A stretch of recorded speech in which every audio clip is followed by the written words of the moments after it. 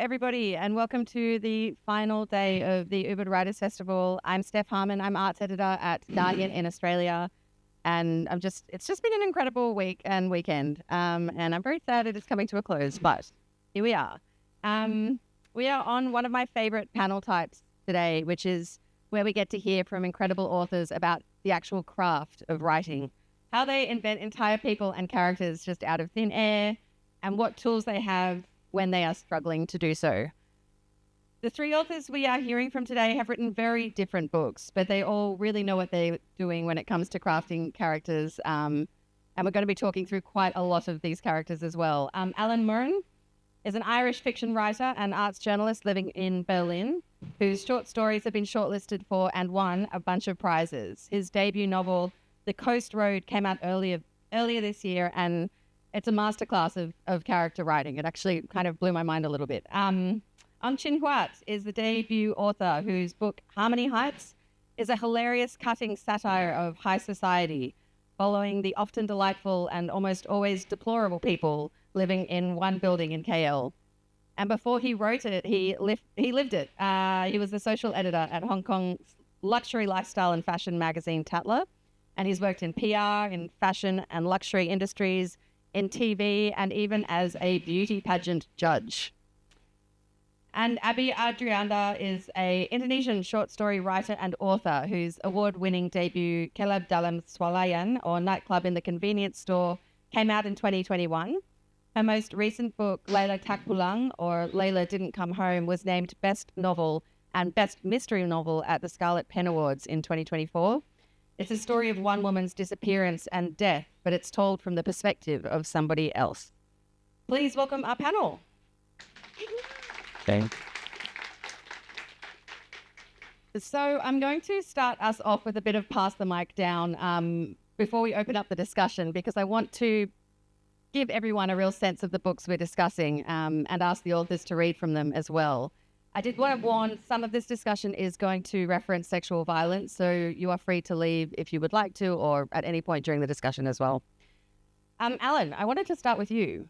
The Coast Road is set in an isolated and claustrophobic and conservative village on the coast of Ireland in the 1990s, amid debate on the referendum to legalise divorce.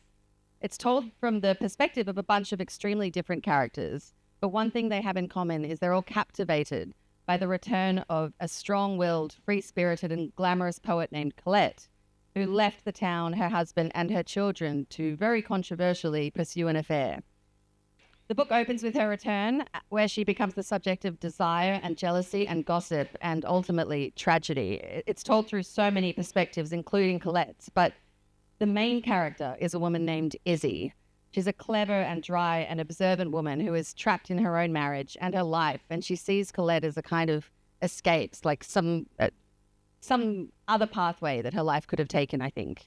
And I was hoping you could read a short bit where Izzy is suffering through this local business event that she had to go to with her husband, James, who's a politician, and which she will later describe as a lot of men telling each other how great they are while their wives pretend to enjoy themselves. Yeah, I guess it's a little bit of background. Izzy is married to James, who's a local politician, and their marriage is fractious, to say the least. All through dinner, she allowed Tom Heffernan to refill her wine glass and stare at her chest while she glowered across the table at James. She smoked one cigarette after the other, the butts piling up in the ashtray in front of her. She'd worn a black satin culotte suit with a low-cut top and a little bolero jacket she'd thrown off as soon as she sat down. Neat in her top half and wide at the hip, she'd chosen the outfit to accentuate above and disguise below. James was usually quick to offer her compliments on her appearance, but that evening he was barely fit to look her in the eye. And everyone so far at the event had admired the outfit except her husband, who sat nursing the same whiskey he'd bought when he'd arrived. He had his hand over the mouth of the glass tumbler, rocking it back and forth in that uneasy way of his, as though he lived in dread of someone topping it up. Pushed her loin of beef around the plate, and when the profiteroles arrived, she ignored them and withdrew another cigarette from her pack. While James gave his speech on the importance of business in the local community, she looked up at the light fixture, a long cylinder dripping with strings of glass beads. Staring at the lights shrouded in cigarette smoke, they melted into one, For a minute at a time, she could distract herself from her husband's voice, listened to the applause, and kept her arms folded on the table. There was a great deal of backslapping when James sat down again.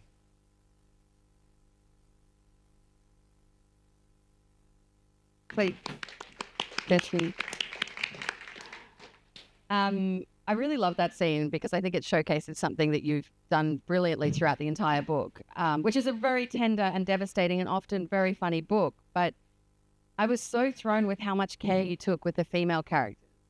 A lot of debut novelists draw from their own lives for their first novel, and you have just brought to life a bunch of women with such complicated minds and fears and furies, I think. I mean, Izzy is funny and she's observant, but she's also got this kind of anger. Like, you can feel her anger as she's sitting there at the table, but she's also super aware of what she's eating and how her body's looking. And I just think you've captured something so complicated about the female experience. And I just wanted to ask why you wanted your debut novel to be so much about women and to be set in this time period as well and in this place. Okay, I discovered that in so many of the books that I enjoyed reading, there was a quote-unquote difficult central female character. I'm thinking of books like Notes on a Scandal by Zoe Heller or Olive Kitteridge by Elizabeth Strout. And I find what's interesting, especially in those books, is for some people, their feelings attach themselves to those people really, really fiercely. And for other people, those women are the kind of women they'd jump in a doorway to avoid if they saw them coming down the street. But I find that kind of contradiction fascinating. And also, I had a lot of inspiration to draw from because I grew up around funny women who were excellent storytellers, who were dynamic and interesting and talented and were working within constraints and limitations, but I didn't know any wallflowers. And so it wasn't my experience that, Irish housewives were meek, mild, bedraggled women. It was that they were actually very powerful and dynamic and thought their husbands were useless. And what about the time period you set it in? Why did you want to set it among this divorce debate, I guess? I mean, because it adds another layer of tension to the narrative. I mean, became a very interesting thing to explore. I didn't start with that agenda, but it became fascinating to say, how do you make something work when you can't escape it?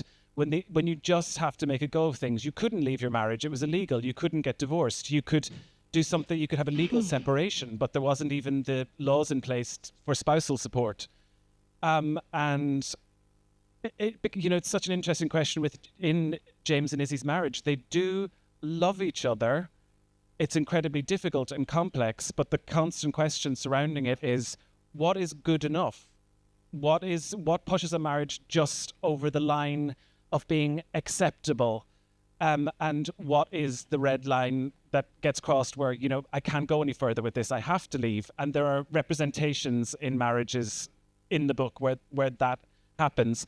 It's also an interesting time because Ireland was not an economically prosperous country in 1994, but the particular town where the book is set, which is based on the town where I grew up, Killybegs in County Donegal, was a really prosperous fishing port. After Ireland joined the EU, there was lots of investment in fishing trawlers, industry and infrastructure. So you had this very small town that was very, very cash rich, which created its own class divides, created the haves and have-nots, and is also really, really rich territory, fertile territory, I think, for telling stories. And because everyone knows each other, there's literally, I grew up in a town of 1,200 people. So, yeah. It's such a claustrophobic feeling reading that book and being like, nothing is going unseen by everyone. Abi, I wanted to move over to you. Yes. Layla Didn't Come Home is about a woman, Layla. It's sort of a psychological thriller about a woman who goes missing against the backdrop of a series of mysterious murders. But it's told from the perspective of her brother, Gus, who sets out to find her and discovers she's been subjected to a rakia ritual. Yes. Which is, from my understanding, a group rape intended to correct her sexuality. In the worst way, yes. Yes, yeah. Could go wrong that way. There's a lot of different types of rituals, but this specific one is an extremely violent and awful one. The fact that Layla is a lesbian is a bit of a slow reveal in the book, and I do want to get into talking about that. But before we do, I was hoping you could read a bit. Sure. So this is from the epilogue, where Layla's love interest is finally revealing the truth to her brother Gus. Yeah. So this is the end. We start from the end. You can't even imagine how certain beliefs can blind someone, she said. My chest tightened with anger. As I was about to make my next point, a deep sadness emerged. One I imagined had long been buried within Puspa. Her effort to stay strong, to go through her days as if nothing had happened, sent chills down my spine. The human ability to deal with grief, especially when tainted by resentment, can't defy logic. Oh, by the way, Baron brought a friend who just finished studying abroad. Young, handsome, smart. He said, who knows? Maybe Layla would like him. The sadness poured out of Puspa's tear filled the eyes, her chest rising and falling. Your sister told me all of this while trembling. I can't imagine how she bore it all alone until she was overwhelmed. After she opened up, I couldn't just sit by. I know Layla didn't dare to tell you, so I gave her a knife for protection. The knife you found in her drawer. Remember? That it was from me. I said, Layla could have fought back. Why didn't she? She said, you're not Layla. You don't know what it feels like to be judged by the world just for choosing yourself. Puspa finished the sentence with bitter chuckle. When the whole world stands against and condemns you, sometimes you think compliance is the safest option. Puspa's voice grew louder. I could sense the rage welling up inside her. I was the first to push Layla to report it, but she refused. Can you imagine, Gus? The anger I felt at that time? Maybe Layla's submission seemed irrational, but just because it doesn't make sense doesn't mean it isn't real. Layla's fear, vulnerability, and big heart to give in and comply were all very real to her. Thank you. So Abby, this is a psychological thriller. But Yes, it's also a queer story. correct. And Yeah. I just wanted to know why you wanted to tell this kind of story right now, and if you struggled and what kind of struggles you faced telling it in Indonesia. All right. Here we are still in Indonesia, as everyone knows how controversial this issue can be. And until today, to talk about queer stuff is not really okay. Like we cannot just talk about it everywhere. So when I write it, I also got a lot of challenges, like even from my own publisher. Like there's some words I cannot use. Like I cannot just explain explicitly. I cannot use word lesbian. I cannot use word LGBT. I cannot use word same-sex relationship, something like that. I have to be really subtle, to be really soft and smooth. So people just see this as a human being love dynamic between two people, and that's it. But it's, well, it's obviously about two women, but I just don't say it like expertly. And it sort of is a slow reveal to her brother as well, like as he comes to learn, the same way as it is to the reader, because you can't Yes, you can't use the word lesbian or same sex. that You can't show them kissing or yes, anything like that. that's why I chose the point of views from her brother, because the brother that I capture is like the most majority people in Indonesia, a cis man hetero that is not really understand about queer stuff.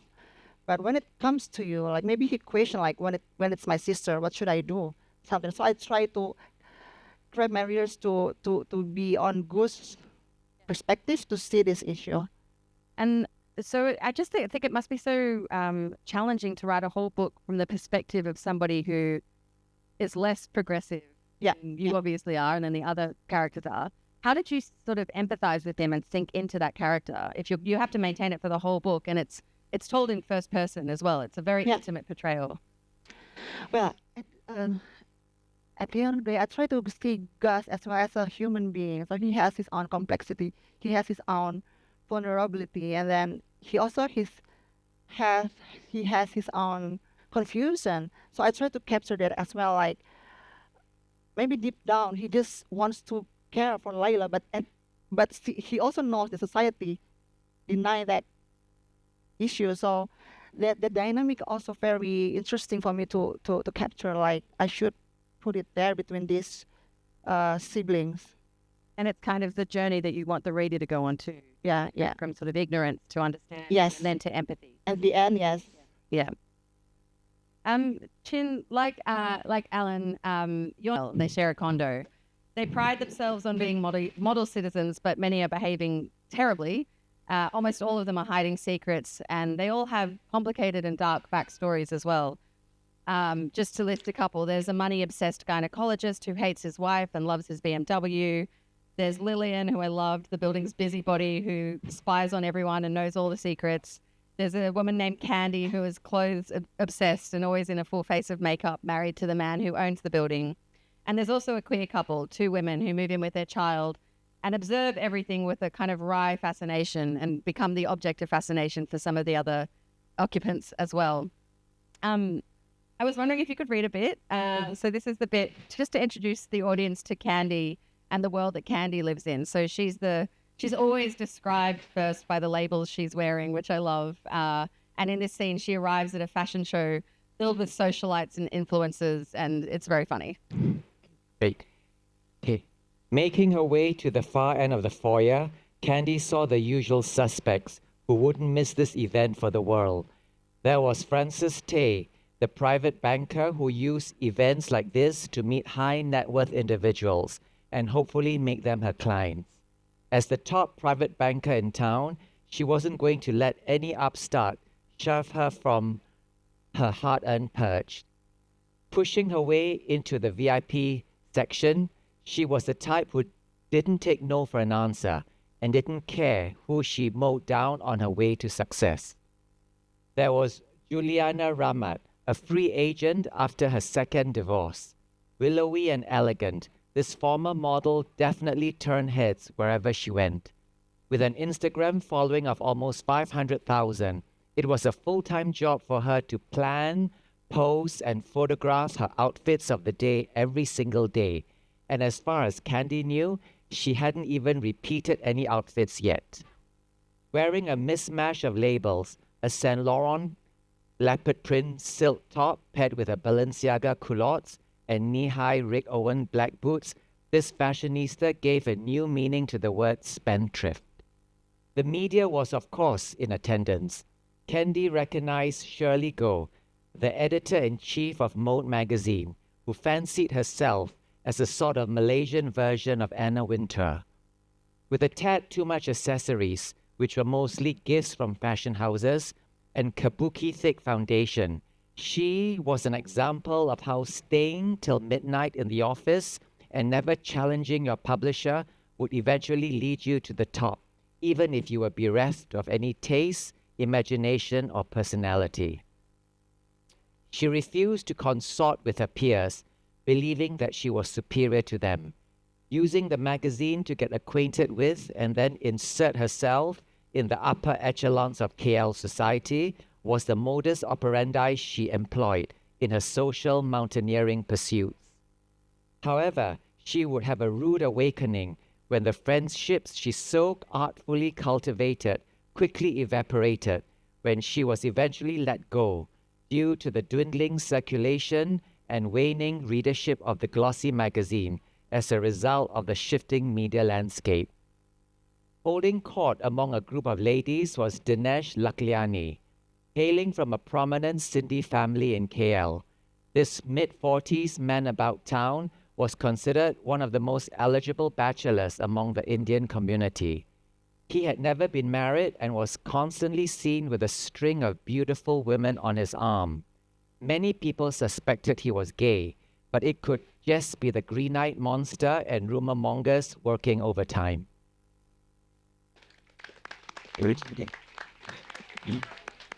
So you have worked very closely with, I think, some of the people or the types of people you're describing. I just wanted to know, I guess the first question is like, why did you want to write about this kind of slice of life in KL?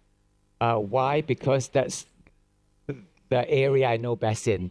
As you said, I was the social editor for Tatler for Can you describe that job a bit?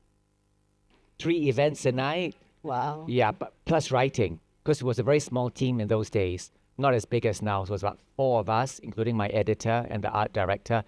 So we had to do everything from writing about watches and jewelry to fashion to food and wine.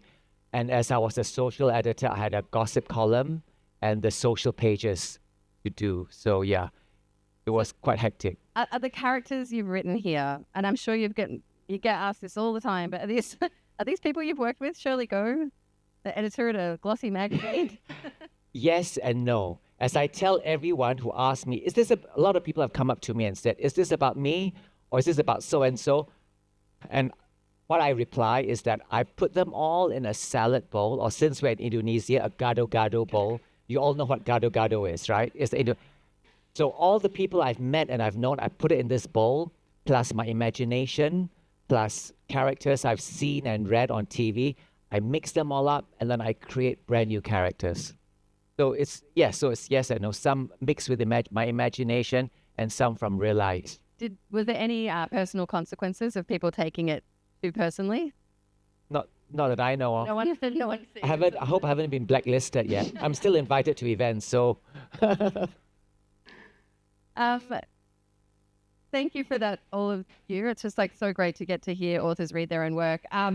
You've all written books that are very character driven, and so now I just wanted to get more into the nuts and bolts of how you do it. When you're trying to create a new character, I mean, you've described this Gado Gado ball. I'm wondering how it is for everyone else. Like, do you have specific methods to get into the mind of somebody that you've just invented for the first time? Like perhaps reading a book or your favorite short story writer or watching a show to get into character or find the voice? I can start and say, I guess it's about redrafting and redrafting and redrafting, and you write the person down and you don't get them the first time. You don't know them, and often when I print out work to read through it, and I'll make notes in the margin and I'll write boring or like this isn't good, really complex edits like that. But often what I'll write is, you don't know this person yet, and it might be that you don't know a very basic question about them. What is their attitude towards religion? What is their attitude towards sex? What is their attitude towards this thing that's happening right now? And I mean, I might go for a walk and think about it. You'll know when it's a lie. You'll know when it's not working, when something logically doesn't flow in one paragraph to the next and you can't figure out why it's not working. Often it's because you've told a lie about the character, something that's not true to them. You've tried to foist your thoughts and attitudes and opinions onto them when that's not correct for them, and that's not how they would think or feel about the world. And that it actually, I suppose, it just takes time, really. My book went through endless drafts, and when my agent sent it off to publishers, before we sent it off, it was kind of agreed that the 50 pages weren't working. And one of the characters, Dolores, I realized I hadn't spent the time getting to know her. She had no agency, and the whole 50 pages then changed where she became the focus of the narrative. And it was literally because I hadn't spent the time to get to know her. And once I did, it was the most rewarding thing about writing the book. And you realize that character was as interesting and their interior life was as complex and interesting as all of the other women in the book. You just have to kind of do them justice. Yeah. Abi, what about you? How do you get into the voice of the character? Like someone like Gus, for instance. It was very challenging for me because in Laila Tak Pulang, I wrote the narrator as a man. So in my debut, I wrote as a woman, which is easier for me. So when I became Goose, it was challenging. So I told my editor, I don't know, I'm not sure I could do it, but let's try. Let's give it a try to be a man. This man with toxic masculinity and then fragile, he got nothing to do. He's so boring. Like, how could I present him in interesting way? And what I did was like I hang out around with the guys. Like I don't tell anyone I'm doing an interview or something because then I don't want them to be prepared. So I just watch and observe like what you guys talk about actually, what you are, what's on your mind. Like because what's natural is what's precious for me. The thing that maybe slightly. Maybe they don't intend to say it, but it's just happened. This is what I try to capture. That's what I try to put in Goose. So at the end, when the book finished, I told my editor, honestly, I don't really feel satisfied with the result. Like, it still feels that I try so hard to be a man, but I don't have any other option because I want to be him. This story has to be told from his point of view. So I don't want to change my main character, but I have to admit as well, this is not good enough. But I will try to do better next time. But at this time, well, overall, I like the result, even though it's not perfect. It's so, I think, brave to kind of admit that you didn't quite get to it. Yes, Yeah. I'm aware. Yeah, wow. Chin, what about you? Do you have specific techniques to, I mean, I'm just always imagining you at like some fancy parties with a notebook, just writing down everything everyone's doing. I have a photographic memory, so I don't bring. I'm just kidding. So how do I develop the characters? How do you get into their voice? Yeah. Okay, when I wrote this book was during the pandemic, the height of the pandemic in 2021. So we were all locked. It was under lockdown. So I didn't meet anyone. I didn't tell anyone. So I did it all from my brain. But I knew some people very well. I'm a keen observer of human nature.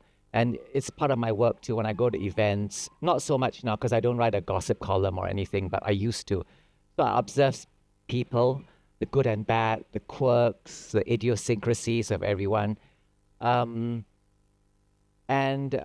guess when I was writing them, the characters sort of took a life of their own. There's about 7 or 8 main characters, as you know, and then about 5 secondary characters. As you asked me once whether I wrote one whole character and finished it and moved on. No, I just did it from day to day. I didn't really have a specific plan, very rough outline. And as I wrote it, the story grew, and so the character developed. So every night after writing, I would, like I'm having my shower or just relaxing in bed, I would think, oh, maybe she should say this or do this, and that would show more of this side of a character. So it's sort of it grew organically for me, how I developed it. There was no plan. It's interesting. I was really interested because both of your 2 books switch between characters. You go back and forth from perspectives. Alan, did you write one person all at once and like flesh it out, and if you're switching while you're writing between people, do you have any tricks to get back into the other person? I can hear every character's voice in my head, their speaking voice, and in this wouldn't be noticeable maybe to people who aren't from Ireland, but when you're Irish, you recognize the regional accents as well. And so Colette is from Dublin. She speaks in a very specific way. Izzy is from Donegal. She speaks in a very specific way also. And also there's really subtle class differences between how maybe Dolores would have a really, really strong Donegal accent. Izzy's might be slightly more mannered. And then Colette being the urbanite from Dublin would have a different accent from theirs that is considered slightly more sophisticated as well. But also in their third person imaginations and thinking, even though it's in the third person, their thought structures are their voices, and would be different as well. Because while I never go with the attitude that, oh, she's a housewife, she would not be intelligent enough to have access to that language. I always think that all the characters are intelligent, or at least possess an intelligence. However, Colette might use Colette is a poet. She might use specific literary language, even in her imagination, that Izzy might not use. So I would be conscious of using certain words. It's like you wouldn't put the words of a scientist into a certain character if that's not their profession. And with Niall, who's 11, 12 years old, who's a very intelligent 11, 12-year-old, I see he still has the thought processes of a child. Voice, speaking voice is a very important way for me to access character. And do you like sit down at your writing desk and go, who am I in the mood for today? Or do you, like, is it like I'm Dolores today, or I feel a bit more like Niall? I move in a like totally chronological order. So whatever point I'm at in the story, I mean, maybe one of the things I will do if I'm finding it hard to access the characters, I will think, what is my predominant feeling this morning as I sit here in this chair? Is it anger, frustration, happiness, joy? And then I will try and orient the character in the world in terms of what they're physically doing at that time, and maybe project the world through the prism of that feeling and see how it goes. I wanted to ask you guys all about writing unsympathetic characters. I mean, we've touched on this a bit with Gus, but like characters who act in ways that you find personally deplorable, or who you can't really get behind the way that they're thinking about other people. Do you have favorite characters to write, and some characters you just had to slog through? Yeah. Oh, I love writing about people I hate. It's a license to assassinate them, right? I mean, I'm just joking, but yeah, I mean, as I said yesterday, there's good and bad in everyone. We're all shades of gray. So I wanted to make my characters as realistic as possible, more than one-dimensional. So I tried to paint them, look at their good side, their bad side. Maybe sometimes someone irritated me in the past, or upset me, or offended me, and I used that as material for my characters. Yeah. And Alan, what about you? I mean, you mentioned Dolores was tricky to get to the nub of. Were there other characters that you had to fight your way into understanding how they were behaving? Well, baddies are fun to write, but also I don't think of any character as being all bad. I don't hate any of my characters. I mean, even though the villain in the story is Donal for sure, but even with him, I had a level of empathy for him. It's not interesting to write somebody who's all bad, and even all of the women behave in ways that are questionable. And I did not want to write women who are all honest, good, virtuous, and true. And sometimes it's the things, the darknesses in people that are the most kind of interesting or captivating. Or, I mean, Izzy, for example, is constantly thinking and saying the most judgmental things, but none of it chimes with her heart. She actually has this deep sense of the injustice that is happening around her and acts upon those feelings. She's really the only one who speaks up for the injustices that are happening against the women in the book. But she does a lot of judgmental thinking and shit talk before she comes to that response, yeah. Which is very relatable. Do you have anything else to add about like just the idea of getting into Gus? Like, did you ever find yourself like just hating him too much and you couldn't write that thing? Yeah, I hate him. Yeah, I do hate him like a lot. Like there's a rage in my chest. Like I hate this guy because he's the reason why it all happened. He said, Do you know someone like him in your real life? Yeah, a lot, but I'm sorry to say, but that's true in Indonesia. Like so many people like him. Like he said he loves Layla, but he doesn't even know what happened to her. He said he loves Layla, but he doesn't even know that she's lesbian. And if he knows, does he care? We still questionable. There are so many people in Indonesia still behave that way. And that's when I wrote it, it's just like very exhausted. Like I hate him, but also when I step back, I also see him as a victim of the society. Like if we step back, he's actually also a victim from this patriarchal society, and then a lot of things involved. So I cannot just judge him actually, but if only people have this empathy to be more sensitive, to see things as, this is natural, something that we just believe that it just happened without experience it, just try to understand it, just try to listen, just try to be there. I wish it's gonna be better. I mean, I don't know. I think you're pretty hard on your book. Kind of. But yeah, again, since my publisher really put a lot of rules for me, then I try my best to present this story as a human being story to people in love, with the spice up in serial killer things, blah, blah, blah. But deep down, I just want to remind people how it feels to fall in love. All three of these books touch on various dark subjects, various traumas. So, Abi, in your book, there's obviously homophobia, there's sexual violence, suicide attempts, and in your first novel, trauma-related dissociation. Chin, your book is more comedic, certainly, but the characters have gone through a lot as well. There's eating disorders, panic attacks, domestic violence, kleptomania, and Alan, there's domestic violence and murder in yours as well, and also the general injustice and trauma of being a woman.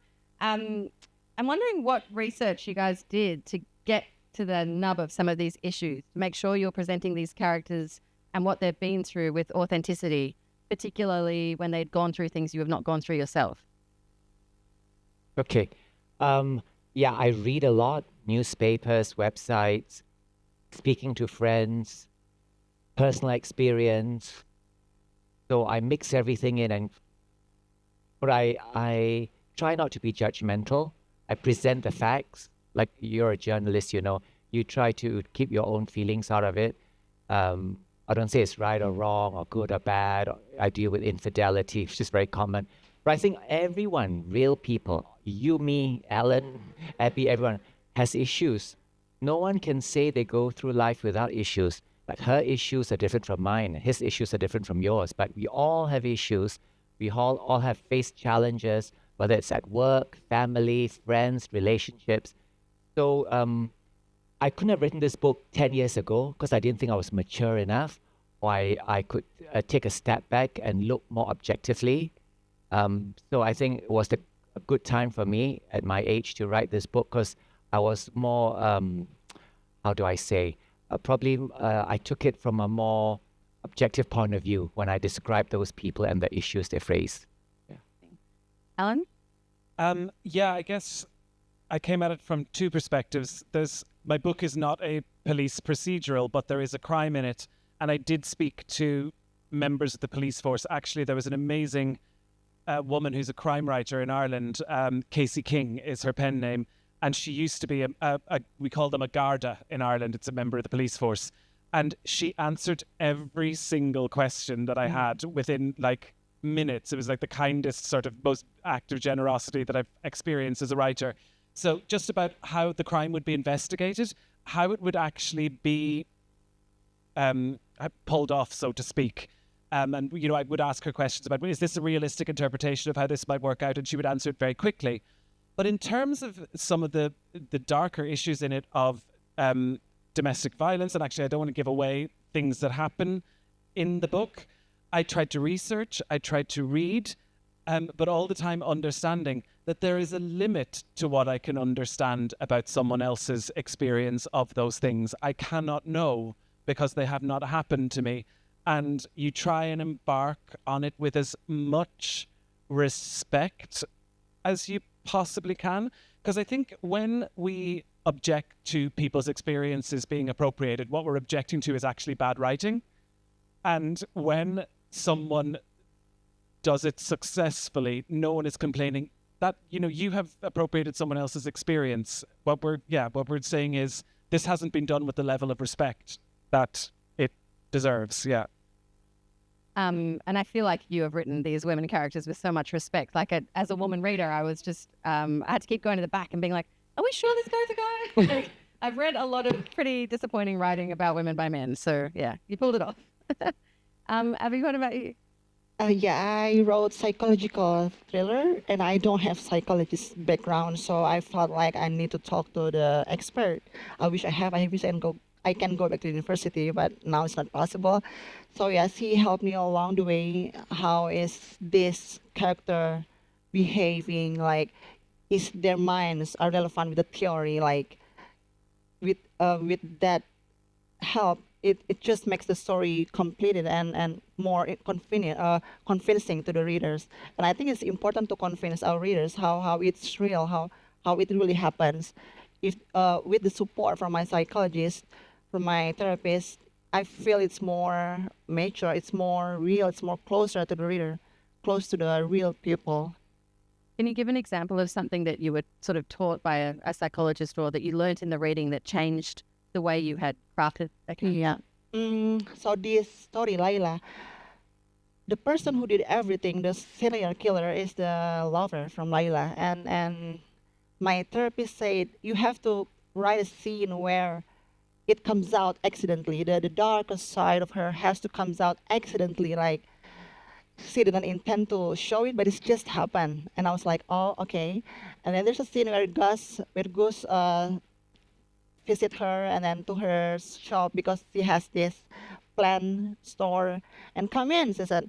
And then they went to the small like barn.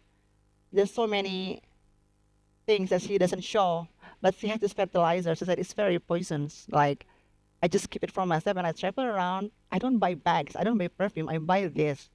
It's kind of slightly weird for a person to collect that stuff, I guess. So So it's just like a little hint. yes, so it's not really obvious, but I try to show it in as my therapist asked me to. I'm wondering about advice, like what advice you would give all three of you, or the best piece of advice you've ever received in terms of, it could be writing advice, it can be specific to characters, but do you remember one thing that stuck with you? Hey, just open your eyes, be observant, watch your family, your friends, strangers. Yeah, Be a creep. stalk. No, write everything down so you don't forget. I mean, if you really want to develop Do you character, keep a diary? I used to, but not really. No, no time. Yeah, just be observant, open your eyes wider. I think is the thought, feeling, action right and correct for that character? Just because you've said or thought something that you think is really clever doesn't mean that it's the correct thing for that person's mental landscape. I remember a writing teacher that I had once when I was doing my master's. I remember I described the moon. You know, it was a little crescent-shaped moon, and I thought it looked like a cuticle on a thumb, and I thought I was the cleverest person ever. I thought this was just, I was a genius. And she was like, yeah, no, I don't think that person would think that at that particular time. And I was like, okay. And then she said, however, the person is driving the car. They've got their hands on the wheel. They're having difficulties in their marriage.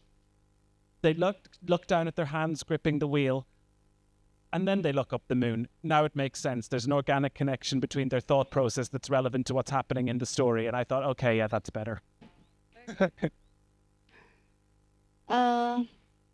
I think it's important to be honest, at least to yourself, because all my life, at least, so many people tell me like what to do, what not to do, like so many things that I absorb, and sometimes it makes me hard to just be honest to myself. And when I do that, when I try to be honest to myself, I find clarity also. When people say this, sometimes I find maybe they don't intend to say it. Maybe there are other things they try to say, but they try to hide it by body language or everything. So by practicing, be honest to yourself, you will also recognize what people try actually to say. When maybe they are not sure about something, there must be something behind it. You will be more sensitive. You will be more, I don't know, feel like just absorb many things. That's what happens to me. Once I learn how to be honest to myself. Thanks. We're going to open it up for questions. I have one more before. Oh, maybe we should just go straight to questions. There's a lot of them. Before we do, I do want to ask one more, which is just because I love asking for reading recommendations. Who are some of your favorite authors when it comes to crafting characters and when it comes to strong voice? William Trevor and Elizabeth Strout. I didn't even get them to prepare that, and that was a very quick answer. Thank you. I should think about it. She goes first. Yeah. All right, I choose Ian Reid. He's a Canadian author. He writes I'm Thinking of Ending Things. And it's also available on Netflix if you guys want to check out there. Yeah, you mentioned that you sometimes watch that show just to get into a character. Yes, the dialogue, conversations, almost nothing happened in that story. They just drive around a snowy road. They talk, and can you imagine how the conversation, how engaging it is? Like, I rewatch it over and over just to feel it again. It's really good. Agatha Christie. Oh, that was, I'm Thinking of Ending Things. I heard someone say. I'm Thinking of Ending Things. Yes. And it's a show on Netflix as well. Yeah. Sorry. Agatha Christie. Classic. Yep. Great. Okay. We are ready for questions. And there's many of them. Do we have a microphone that can pick out some of these people? I'm happy for you to decide. Yep. Thank you very much. I would like to ask you a question that how do authors write plot twists by making it seem as if they know nothing about the character's experience in the story? If we can see like Now You See Me movies, we don't know that the real culprit is someone that nice, and he be someone that just evil. But that's kind of the plot twist. And how do we write that as if we don't know about the character's experience? Thank you. Might be one for you, Abby. Interesting. Yeah, I like to write plot twists. I like to do the mind game with my readers. Like, what I do is like just build this storyline, the structure. Like, let's go with me. I'll take you somewhere. This is the destination. Bear with me. We see the view along the way. We see many things. You guys start to understand the characters, but in the end, we arrive in a completely different destination. So you have to prepare two different places, and then you get your readers there, and then turns out when they open the door in the car, you guys are completely in a different places. So I guess that I hope it helps. Does anyone have anything to add, or next question? Next question. Yep. There's a woman there. There's one up here as well. Thank you. Thank you. Like many people in this room, I'm a member of a couple of book clubs, and often people will say, I really hated that book because all the characters were horrible. And I kind of say, well, isn't that a good sign if the authors managed to you've managed to make that connection with the characters? You might hate them, but the authors succeeded in creating a hateable character. But I'm wondering if as authors you're worried that by creating despicable characters, you're going to make people hate the book. Can I talk about the shadow projection? Yes. Yeah. So my book is really based on Carl Jung's idea of the shadow projection. I don't know whether you heard of it. You can Google it. Volumes and volumes have been written about it, but I'm going to summarize it in 2 minutes, 1 minute. Basically, he said that we all of us, no exception, has both dark and light side, or bad and good, but it's only labeled bad and good because society labels it as such. It's in us all. So my dark side is different from hers, from his, from yours. We all have different characteristics which we like and detest about ourselves. But we were told as young children by our parents, our educators, that this is not acceptable. So it's pushed deep into our psyche. And we go on life, we grow up, and what happens when you don't acknowledge it or embrace it is that everybody you meet, you project that particular character onto them. So for instance, if you've been told as a young child, let's say that you're selfish, so you push this character of yourself deep down, but it's still there. And everybody you meet as you grow up, that triggers you is their selfishness, because that part has not been accepted in you. And so to answer your question, what the readers hate or detest or triggers them is probably something that is struck a nerve in them, and they have it in them. And that's why when they read it and they identify it, but they haven't accepted it in themselves yet. Yeah, I mean, I don't worry about creating unlikable characters, because if I thought about that kind of thing, I would never write. You don't know how they're going to be experienced, or and then I think, okay, I'm just going to write a 3-dimensional, fully rounded character, and people will respond to that however they want. And I think you can't anticipate what people's responses would be. And, if a character is really unlikable, I would, for example, have no interest in writing a character who is a psychopath or whose behavior is dictated by a pathology, because that actually wouldn't be interesting to me. Yeah, it's just you can never anticipate how your writing is going to be received, so it's detrimental to think about it too much in advance, I think. They already answered the question, but maybe I just add something. Like, maybe you don't need to try to make people like your own story, because it takes only you that has to like a story. Otherwise, it's going to be hard to think how. Too many limits on yourself. Yes. Yeah. A question up the front here, please.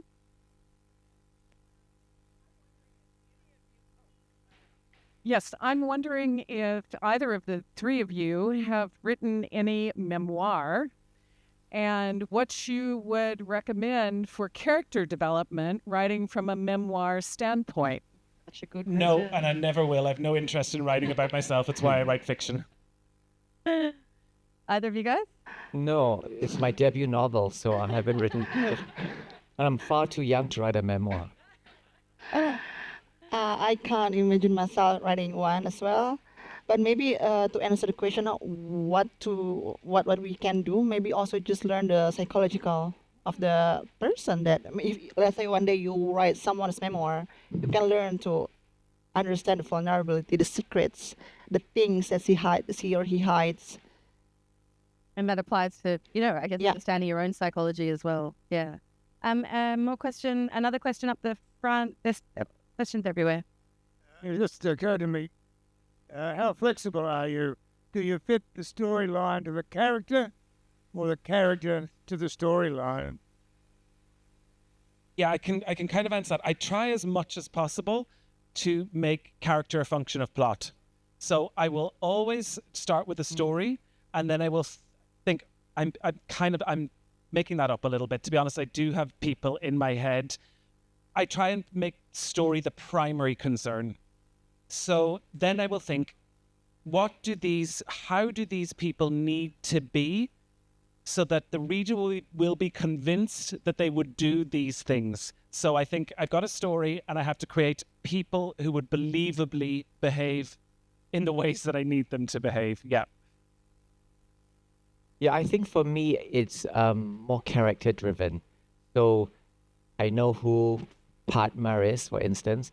So I try to think of incidences or situations which would bring out her character. So her character comes first. Then I build a plot around her or what she does or says that will illustrate her character.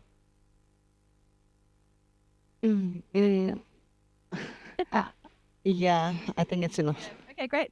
Next question. This woman, yes, please. Thank you.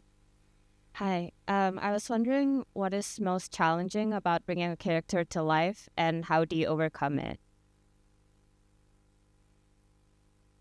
Most challenging part, making it realistic. Yeah, not one-dimensional characters. Because in my book, there's not one character, there were 7, as opposed to someone who's got one character. So I couldn't go in so much depth into one character because of space and time constraint. So just to make her believable in those few chapters that one of them, that the character is in. That was my challenge. And how did you overcome it? Sorry? How do you overcome it? How do I overcome it? Just paint her on all sides. Good, bad, ugly, beautiful part of a character. Yeah. I think the thing that I find most challenging with a new project, and it's about every aspect of it, including creating character, is that writing, for me anyway, stays bad for a really long time before it starts to get good. And you get up and you go to your computer every day and you sit down and you're like, this is rubbish.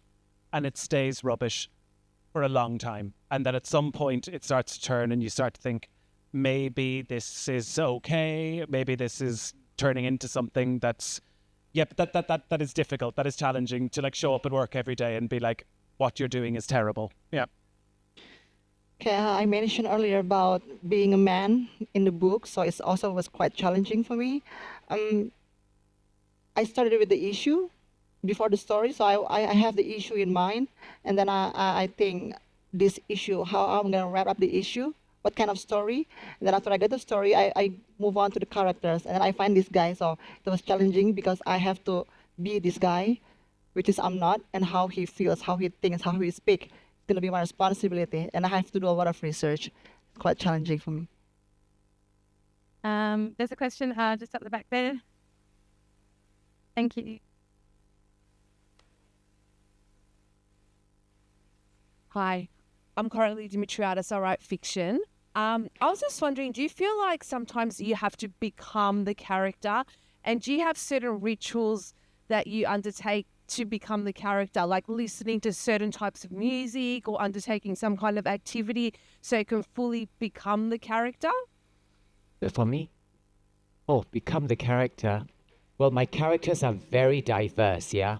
They come from all different stratas of society, huge age group, different sexes, different races, different ethnicities, because in Malaysia we are multicultural. So I could become a 60-year-old Indian woman. But I think I've got quite a good imagination. So to think what she would do, and I told you I observe people very carefully. So yeah, do I become her when I observe her? Not really, right? I just observe from my own personal observation and from my own thinking, my experience of how someone like him or her would react. Yeah, so that's how I do it. Do any of you guys have rituals? It's kind of like, it's almost like the question is it like method acting? You know, do you try to become the character? And I think to some extent, I'm not super a big believer in that. You have to just make it up, like you're a fiction writer. But as I go along for fun, I do sometimes make playlists for the characters.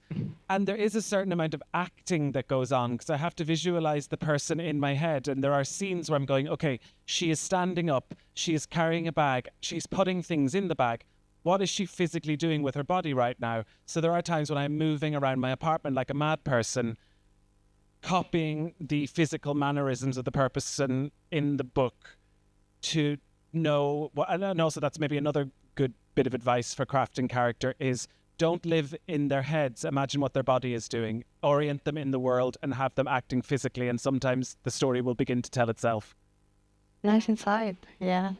I don't have plan to end up in jail by killing anyone. So, no, I never try to imagine myself being that character. Just I don't do anything. Just staying in my room have to be empty. Like in Indonesia, we have clothes. We call it duster.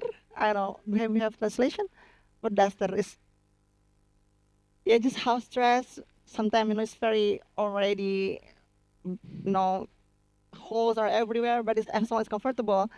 When I wear that, it just helps me to feel relaxed, and I just feel like I'm at best at the moment. So yeah.